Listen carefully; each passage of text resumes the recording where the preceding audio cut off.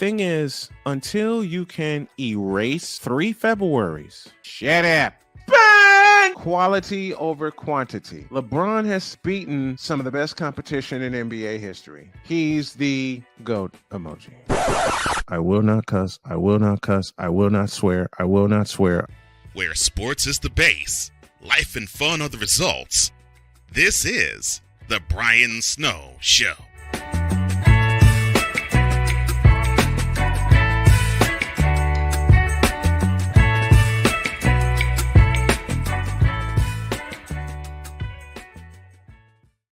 And good afternoon, everyone, and welcome to this premiere edition of the Brian Snow Show. And I'm joined by a Cardinal fan, Arizona Cardinals, that is. She is the CEO of the Be Daring Foundation. We're going to get into that and a whole lot more, and we're going to have some fun. This is Michelle DiMuria joining me on this premiere edition. Good afternoon, my dear. It is great to have you.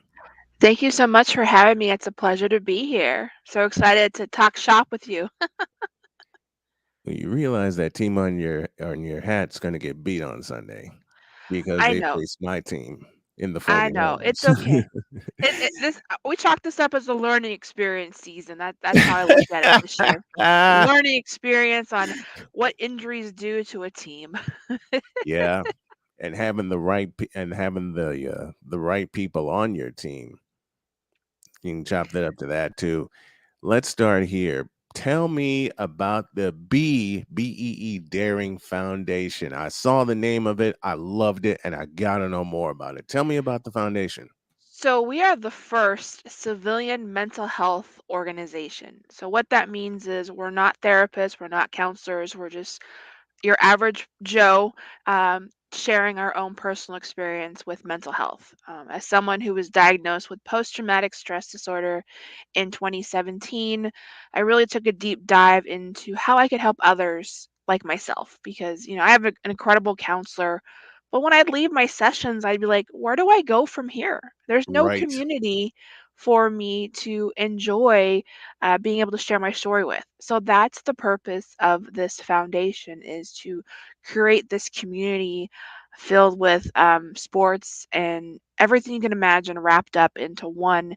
And we're actually building the B University this year, and it's kind of like a leg of the Be Daring Foundation. It's the first online mental health platform, and I'm so excited for it. It's going to have master classes, it's going to have events, it's going to have podcasts, it's going to have a magazine, so many different things all wrapped up to help individuals should be able to share their story and be able to share their journey. Unfortunately, I am a survivor of suicide. In 2019, I attempted to take my life due to the stigmas that surround mental health. And I got to that point where I felt like I didn't belong here anymore.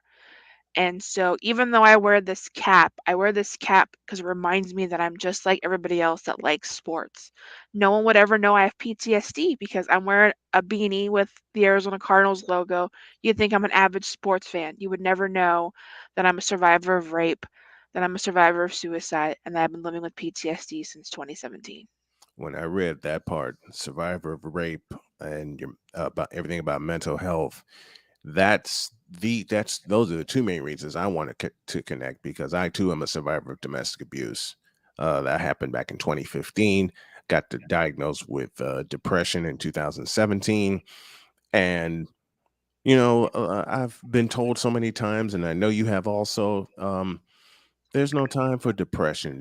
You got to just get up and keep going. And a lot of people don't realize, and I've shared my story on my morning show many times. I'll share it here. 2 significant events led to my diagnosis. The loss of my father and the loss of my daughter. And I lost my daughter when she was 2. And when I had to give her up for adoption in 2014, and a year later she passes away, that's tough. I mean, it weighs on me this day. It weighs on me to this moment. And not many people who survive PT, who are diagnosed with PTSD, who are diagnosed with depression, who survive domestic abuse, who survive rape. And you're so right. There's not a community out there of just regular people. I mean, we have the counselors and they do an awesome job, but but when you leave the session, no matter how long it is, where do we go? So I'm excited about about the Be Daring Foundation. I'm excited to. I met with some incredible people so far. I'm excited to work with you and others. And like I said, the B University is our main focus of this year. It's really honing in on 6 pillars for mental health. We've created 6 pillars that we've kind of structured based on my own personal experience. And you can pick what pillar to start at, whether it's the beginning or the end. And it's just about us coming together and sharing our stories and finding ways to help one another, because right now mental health needs to be the forefront. And I pick athletes as my number one group this year because if you notice, a lot of people are dying by suicide that are athletes due to the Yes. stress of having to be perfect. Well, guess what? No one's perfect. I mean, no matter how you look physically, you are not perfect. And one of the goals is I would love to be a civilian mental health coach for athletes. That is something that I specialize in because I look at, we're going to take the Arizona Cardinals, and I watch them. And one of the biggest downfalls with them this season is their mental game, it doesn't exist. It's non-existent this season. And you Hmm. can see that when it comes to Kyler Murray, the frustration when he's hitting his helmet again. It's not him trying to be a diva, as some call it. It's him trying to figure out what is going on mentally, and he doesn't have that capacity yet. And I would love for all NFL teams, all sports teams to have some type of team put together of professionals and civilians to help these athletes strive and be the best they can be. And the athletic field needs it so badly. There's only a trickle of folks that can help them out. Um, even though we've been told so many times as fans, they have the best help available to them. But what if the best help isn't the help that they need? What if it's someone that they need that's close to them? And that's one reason I'm excited for this foundation. Being in broadcasting, being in sportscasting for as long as I have, 27 years, I've seen it I've seen it on all levels. I've seen the mental aspect come into play so many times over. And you don't realize, the athletes are people too. As much as we talk about them and criticize them and break down the plays and everything, at the end of the day, they're people too, and they need the help just as much as we do, if not more. No, I agree. And it breaks my heart because when Kyler Murray injured his ACL, social media went on a rampage of now he gets to play Call of Duty. Don't Hmm. be that bully fan. Be the one that lifts him up, not break him down, because I Hmm. get it. He loves his video games. I love my Marvel. Marvel is my go to after sports. That doesn't mean, I'm not a professional. You have to remember these individuals are human beings just like the rest of us. They didn't come into this world as an athlete. I mean, imagine the money we'd save if we came into this world as athletes and doctors and lawyers and physicians. Exactly. We wouldn't be in debt. We came into this world as a human being. We're going to leave this world as a human being. Our job is whatever it is. And that's what people forget.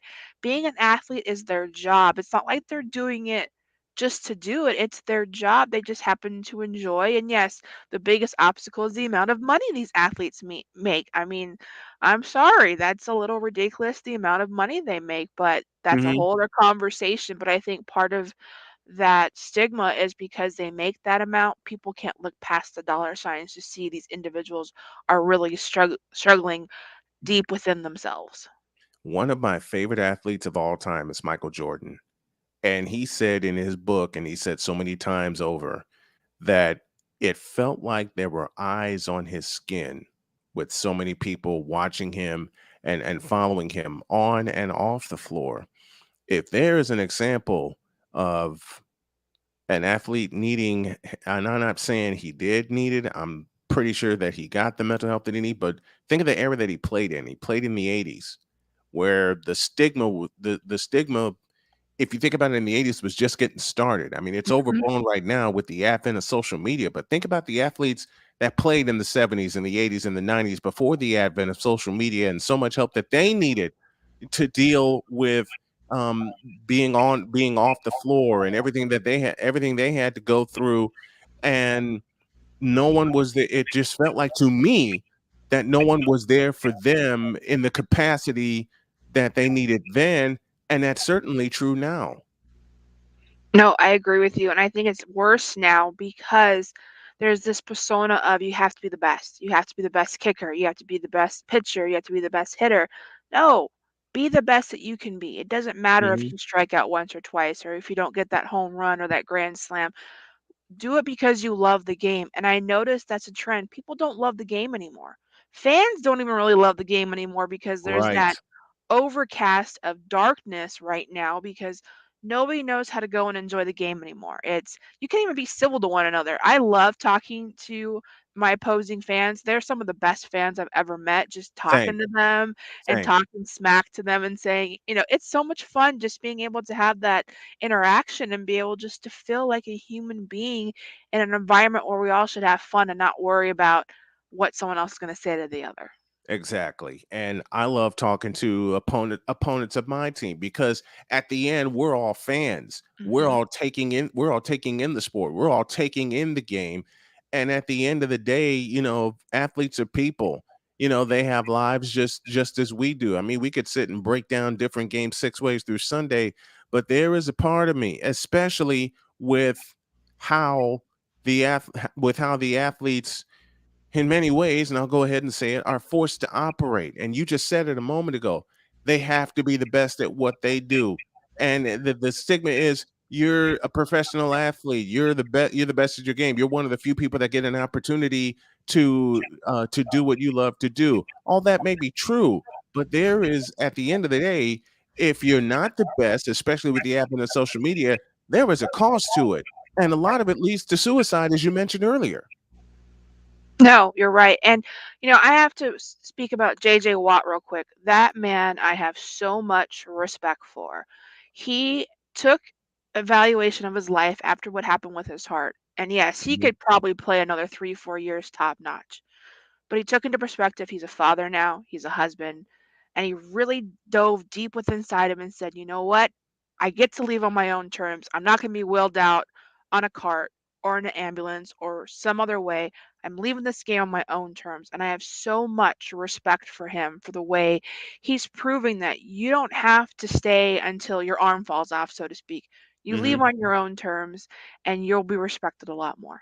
Yeah, and if you leave on your own terms, that just makes me respect an athlete a whole lot more. Michael Jordan walked away 3 different times. He felt like, he still had something to prove when he came back to the Bulls in 95 and they had that three-peat and of course the stint with Washington, and everybody wants to try to tarnish his legacy when he walked away on his own.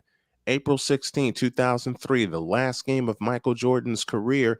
And Brad Nessler, who called that game for ESPN, said it best when he said, quote, "Michael, it's been an honor to call your games and a privilege to watch you play." What a lot of these fans don't understand, it's a privilege to watch sports the way that we do. We don't even A lot of fans don't watch it for the love anymore. They just want to see what the individual does and not what the team does. And that gets on my nerves. That's kind of whack to me. I mean, you follow favorite athletes, yeah, but you follow teams as well. Team sports is what got me started when my dad would watch sports with me. And the first team I ever loved was the 49ers because of Joe Montana. And the athletes that played on that franchise during the dynasty years had a chance to walk away on their own. That's the biggest thing. And now you see them, yeah, they're doing things and social media is involved, but the biggest thing, and you said it best, Michelle, they walked away on their own. That's huge. And you know what worries me is what happened on Monday. How is this going Yes. to change the mental health of athletes? I mean, that moment I started thinking, what can I do as a civilian to help? Hmm. Because this is going to change the NFL in so many ways, both positively and negatively. Hmm. How can we as a community come together and really deep dive into this conversation to help these athletes move forward. I Hmm. mean, it's I can't even imagine what that family is going through right now, what he is going through, and then the athlete that he tackled. I can't imagine what he is going through. So I Yeah. think it's time for the NFL to really come together and put a plan in place and get these people the help they need and not make them feel bad for asking for help. You know, eh, here's one thing that I talk about a lot. One thing I am a big advocate of, besides mental health, is men's rights. I've spoken about that so many times over.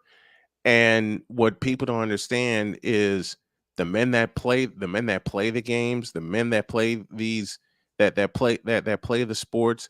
You want to talk about a group of people that mentally have so much heaped upon them. The hate that T. Higgins is receiving for making A, DeMar Hamlin made a textbook tackle, and B, T. Higgins made a textbook move because receivers are taught today if someone's trying to tackle you, drive through them. The whole thing was just a textbook case. And now you got people, and I want you to speak on this. You got people that are throwing all kinds of hate and death threats at T. Higgins, and I don't understand why would he made a textbook play. Because unfortunately with social media, it's great, but it's also horrific because there's so many different outlets reporting so many different stories on what happened that people eat it up instead of taking a moment to relax and grasp that information. I mean, the first night, one person's saying this, one person's saying that. Okay, we Mhm. don't know the whole story. We're probably never going to know the whole story, but because of the fact that the wide receiver was at the wrong place at the wrong time, they're gonna blame him not understanding he's not the reason this happened. It was Right. a medical condition that just happened to occur during that particular moment of the game. And Hmm. until people understand that they're always going to consider him at fault. He wasn't at fault. Wrong No. place, wrong time. Yeah. That's how you have to look at it. Yeah, wrong place, wrong time. And I'll say it again. It was a textbook play on both sides. Damar Hamlin trying to make the tackle, T. Higgins trying to break the tackle. Doesn't matter. It doesn't matter how it happened, and physically people can break down how it happened. And if this didn't happen, the man suffered cardiac arrest. Damar Hamlin suffered cardiac arrest, and they had to do CPR on him 2 times Mhm. on the field. And I got so many you have so many people saying, "Okay, will the game be made up?" I don't think it will. But they're still making a decision about that. But again, kudos to the NFL for this, dealing with this situation on the fly for the first time. What if this happens on the field? I'm reminded of the great Darryl Stingley and the hit that he took back in the '70s that left him paralyzed. Junior Seau, who went through CTE. The first major case of CTE was Junior Seau, played of course with the San Diego Chargers. A lot of stuff that the NFL have in place are because of the casualties of the athletes. Now you have an athlete who nearly became a casualty, but as of this moment, he is responsive, awake, and alert. And thank the Lord for that. And in the chat, I put the not only the Cash App to help this show, but also to help Darvin Hamlin's foundation. And I'll do this across my programming for as long as necessary.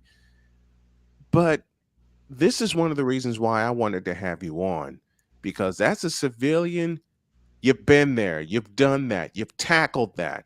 I'm tackling that. My wife is tackling that. My children are tackling that. And when I went into surgery for cancer in April, and to this moment right now, some 9 months out, matter of fact, 9 months as of yesterday, I don't know what the hell's going on. I'm still figuring my body out.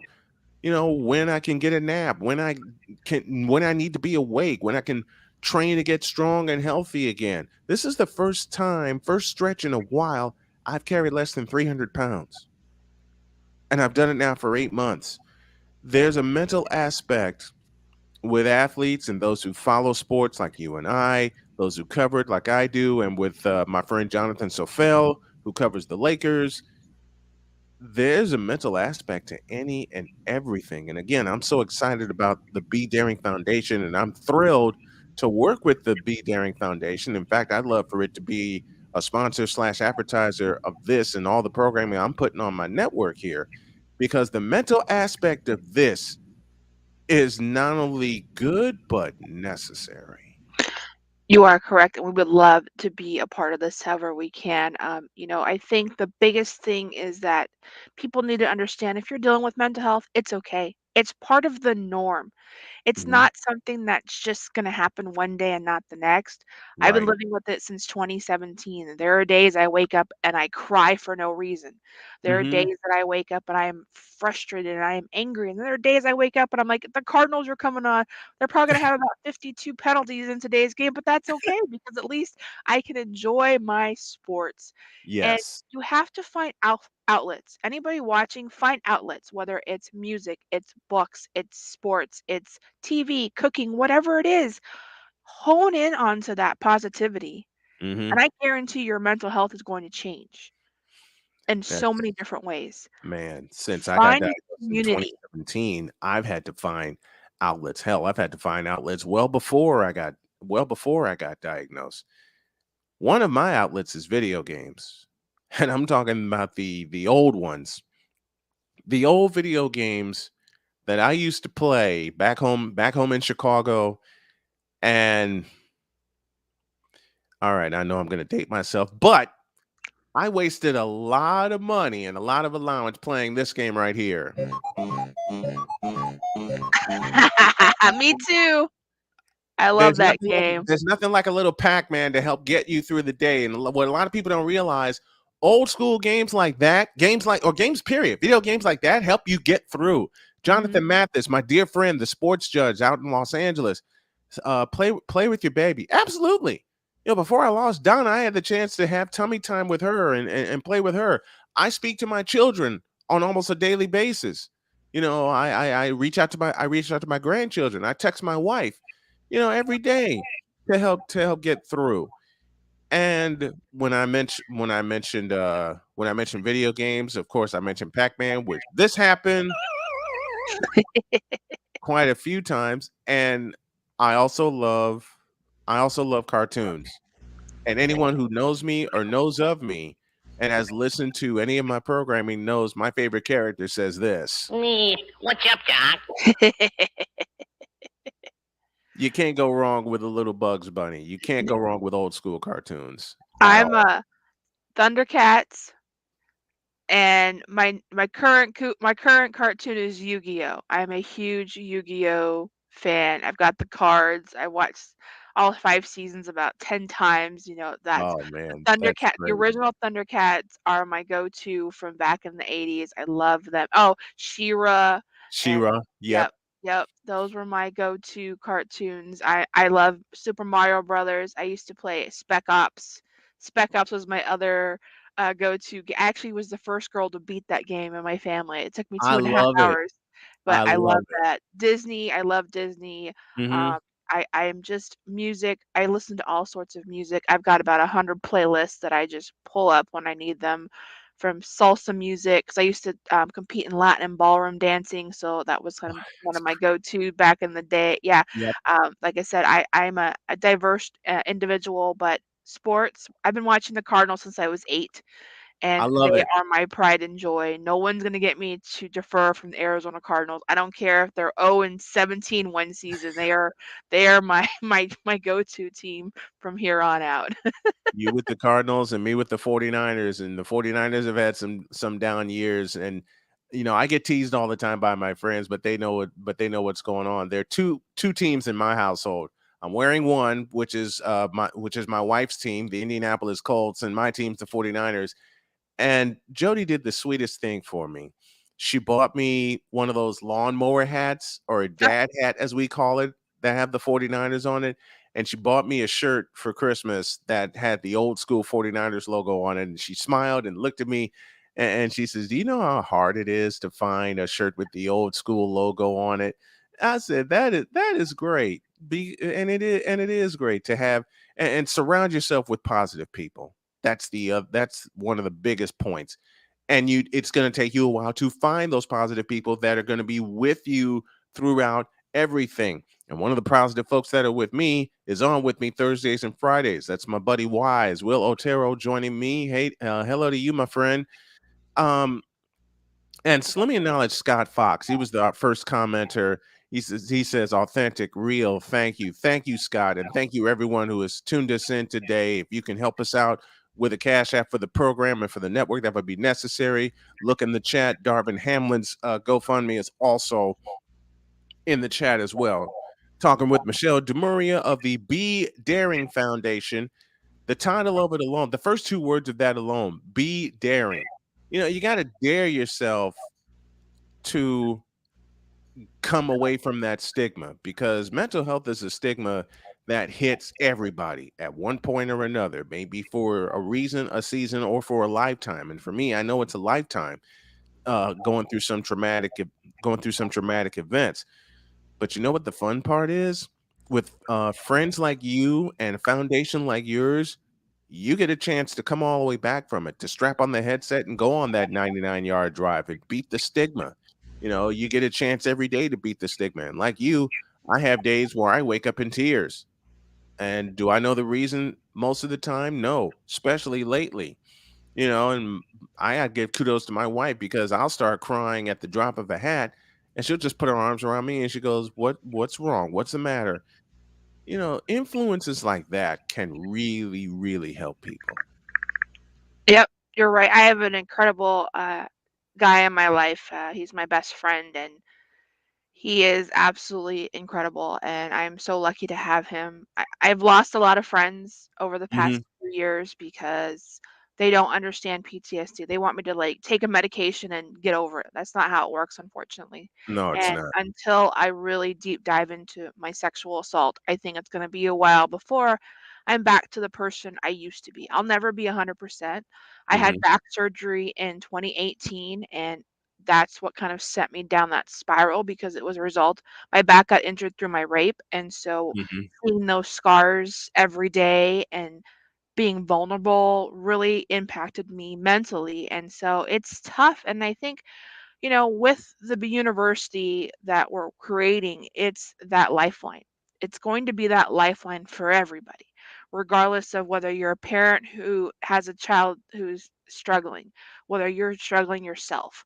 This outlet is going to help everybody. We're not saying, oh, yes, we have our groups that we're focusing on right now, but Hmm. if a parent comes to us and say, "Hey, Michelle, I am struggling with X, Y, and Z," we're going to help you to the best of our ability through our civilian platform, as well as find resources within your community. I am building a huge directory within my B University, so you can come on there and you can find any type of resource you're looking for, from CPAs to candle makers to web designers, you name it, we're going to have it for you, because everything impacts our mental health. It's not just one and done.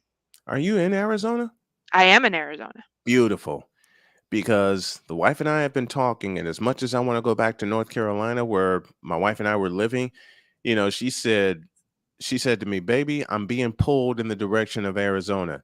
So we had a conversation, and she says, "Where would you want me to look for some land, look for a job?" I said, "Between Phoenix and Tucson, because I want to see the Southwest." Yeah. So we are heading that way. And when we get settled out there, whether we have to find a place to live for a while we build our complex. And I don't want this to be a one interview type thing. I'd love to work with you and have my company work with yours, and your foundation work with the show. And I said, be a sponsor of it and advertiser on it and everything. I want this to be a full partnership between us.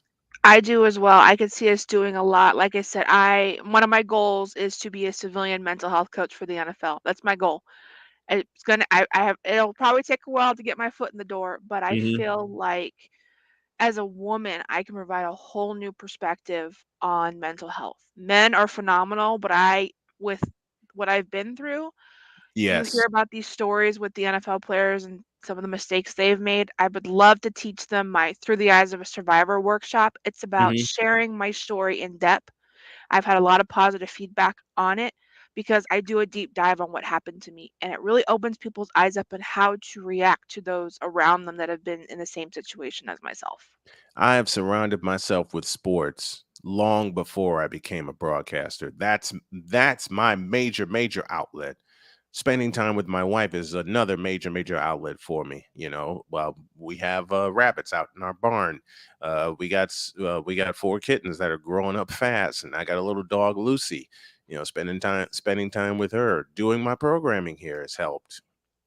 It's different outlets of different outlets during the day that helped me get through. Being a survivor myself, not only of domestic violence but of cancer, I want to be an advocate also, for not just for this but for your foundation, because there are people that survive cancer and don't know what to do. Hey, I'm a walking testament of figuring it out as we go along, figuring it out on the fly.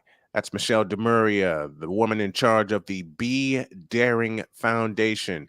If you want to know more, go to daringfoundation.org. That's daringfoundation.org. And not only will you see her, you'll see the whole purpose, because our purpose right now, and I will say our purpose, is to erase the stigma of mental health. Michelle, I love you so much. Thank you for coming on today. I appreciate it, and I look forward to working with you a lot more.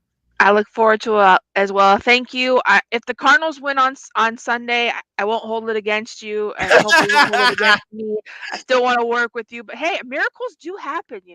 Yeah, they do. Just ask the Buffalo Bills in '93 when they came all the way back and beat the Houston Oilers from Yep. 35 to 3 down. Miracles do happen, but we're Yes, they going to do. do some amazing things. I look forward to the journey. Thank you I- so much. Thank you.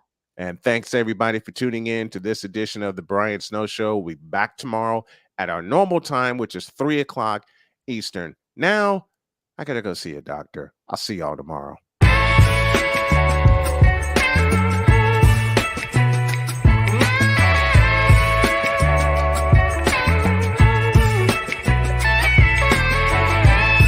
Thank you for tuning into The Brian Snow Show, where sports is the base, life and fun are the results.